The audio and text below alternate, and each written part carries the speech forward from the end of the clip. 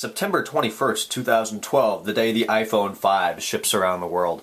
We're pretty lucky. It's only 10:30 in the morning, actually just before 10:30 in the morning, and my iPhone 5 is here. We're going to do a quick unboxing, do a little bit of a comparison with the 4S box anyways. It looks like it could be about the same size, but we know what you want to see, so let's go ahead and dig into this.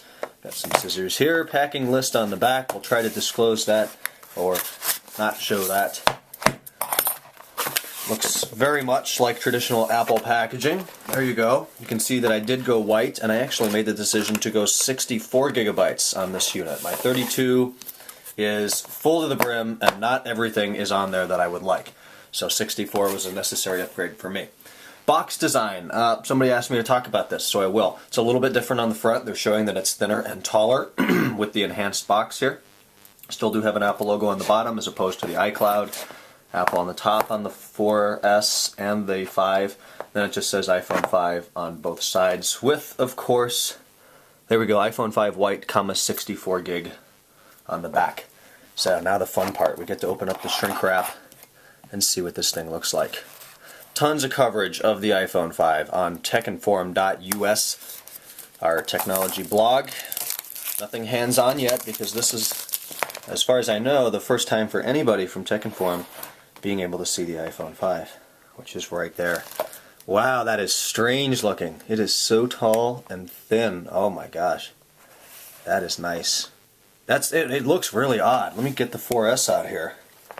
And we can see that the bezel around the side just looks different. You can definitely tell it's thinner sitting there, and easily taller. That's a really nice screen. Way thin. Same kind of stuff on the side. The aluminum actually looks really nice on the back. Let's pull that plastic off. Love that sound. See that aluminum? Which, oh wow, that feels nice. Unfortunately, it feels like a scratch magnet. We'll see what Apple's done about that. Camera, lens, microphone, power button in the same place. Nothing on the right but the SIM tray for, I believe, GSM phones. There's the new dock connector at the bottom for lightning. Headphone jack now at the bottom, as well as speaker and microphone. Antennas on the sides and back. Buttons there, and the hold switch. We'll boot that up in a minute, although we pretty much know what we're going to see, the activation info. Throw it off to the side and see what else is in the box. Pull up just like any Apple product before it, designed by Apple in California. I'm going to guess this is all the same stuff. Fingertips or hello or something smart. Actually, it opens a little bit differently. What do we have? It says hello. We have Apple stickers, iPhone info, a little bit of how-to for iOS 6. Could be useful if you're new.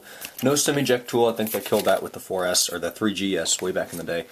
There is our lightning connector. I have a video unboxing this the other day. It is tiny. We also have this that we've had for years to charge the phone via USB. And then the new ear pods, which I may or may not review. It looks like they come in their own case here with a little bit of plastic on them.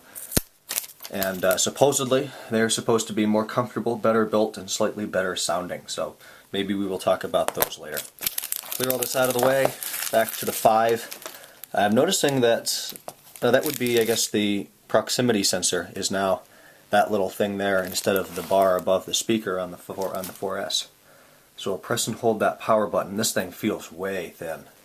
That feels really good, really light too. I definitely feel the weight difference.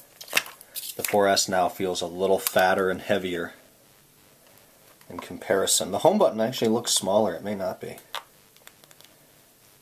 Holding it in the hand feels like you're going to be able to get up to the top of the screen fine. I know that was at least a concern of mine, is that it would be too tall and you'd have to move it down in your hands to reach up there.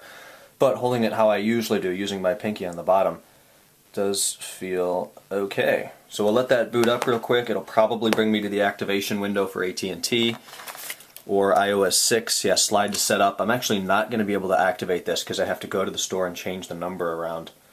But wow. Yeah, screen looks really good. Initial impressions, excellent. Very thin, very light, very futuristic. Come back to the channel, check out the review in a little bit. Thanks for watching. You guys have an awesome weekend. If you're getting an iPhone 5, enjoy it, play with it, let me know what you think, and I'll talk to you later. Subscribe if you like what you saw. Bye-bye.